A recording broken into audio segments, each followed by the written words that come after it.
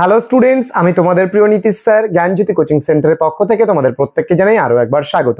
তো স্টুডেন্টস, আজকে আমি তোমাদের সঙ্গে আলোচনা করব তোমাদের অতি গুরুত্বপূর্ণ সাজেশনস, যেটা হচ্ছে জিই বেঙ্গলি। তোমাদের ম্যাক্সিমাম স্টুডেন্টের নর্থ বেঙ্গল ইউনিভার্সিটি আন্ডারে যারা পড়াশোনা করছো 6 সেমিস্টার প্রোগ্রাম কোর্স এবং 4th সেমিস্টার অনার্স কোর্স, তাদের জন্য কিন্তু আজকের এই সাজেশনটি।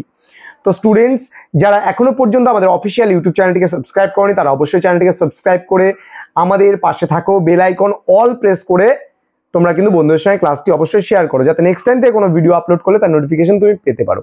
এছাড়া তোমরা যারা ভাবছো প্রোগ্রাম কোর্সের স্টুডেন্টরা যারা রয়েছে, তাদের টোটাল কোর্স ফি রয়েছে 4টা সাবজেক্টে, তাদের 499, এবং যারা অনার্স কোর্সে রয়েছে কিন্তু খালি জিই বাংলা পড়তে যাচ্ছ, তাদের জন্য কোর্স ফি রয়েছে মাত্র 199 রুপিস।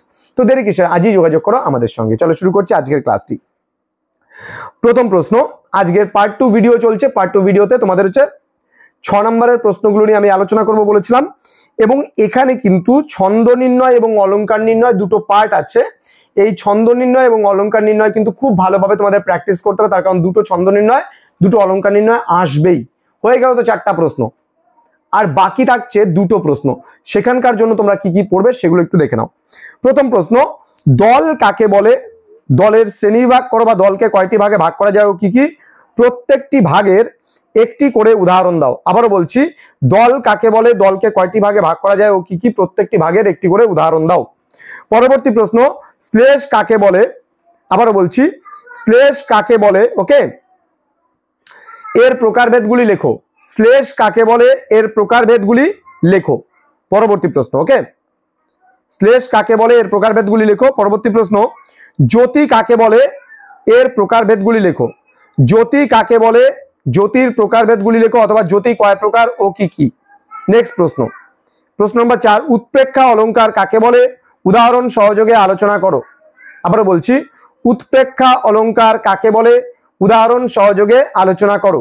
পরবর্তী প্রশ্ন, বক্রোক্তি অলংকার কাকে বলে? উদাহরণ সহযোগে আলোচনা করো।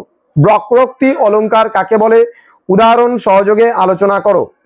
পরবর্তী প্রশ্ন, অমিত্রাক্ষর ছন্দ কাকে বলে? এই ছন্দের বৈশিষ্ট্যগুলি আলোচনা করো। আবারও বলছি, অমিত্রাক্ষর ছন্দ কাকে বলে?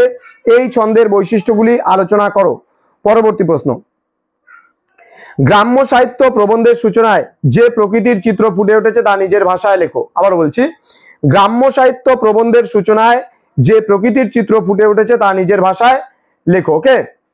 পরবর্তী প্রশ্ন, ছড়া কাকে বলে? ছড়ার গঠন ও বিষয় বৈচিত্র্য আলোচনা করো। আবারও বলছি, ছড়া কাকে বলে?